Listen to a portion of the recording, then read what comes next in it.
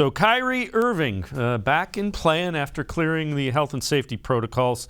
The odds on his next team, according to Maximum Bet, Cavs are number one by a pretty significant margin. Cavs plus 200, Trailblazers plus 400, Lakers plus 500. That would be interesting, going back to play with LeBron, and the 76ers plus 600. Sam Amico, is it at all possible, likely that Kyrie Irving becomes the next point guard for your Cleveland Cavaliers? Sadly, I've been covering sports long enough to know to never say never.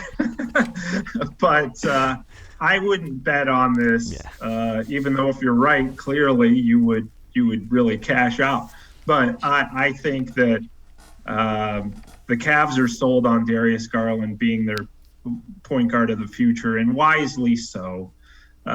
It's just, to me, you couldn't play those guys next to each other, Garland and Kyrie.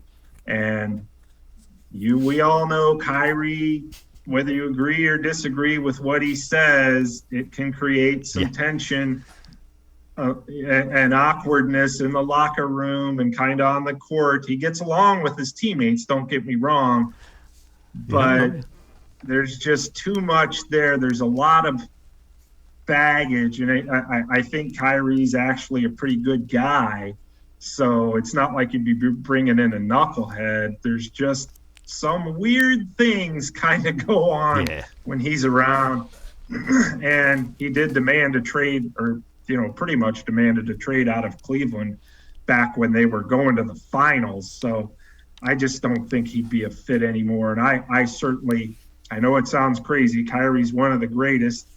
I would not trade Darius Garland for him at this point. I'd be too fearful of what might happen if those two played next to each other. I just think it'd be an awkward fit. Yeah, I agree wholeheartedly. Anytime you see Kyrie Irving attached to most likely destination Cleveland, you got to discuss it.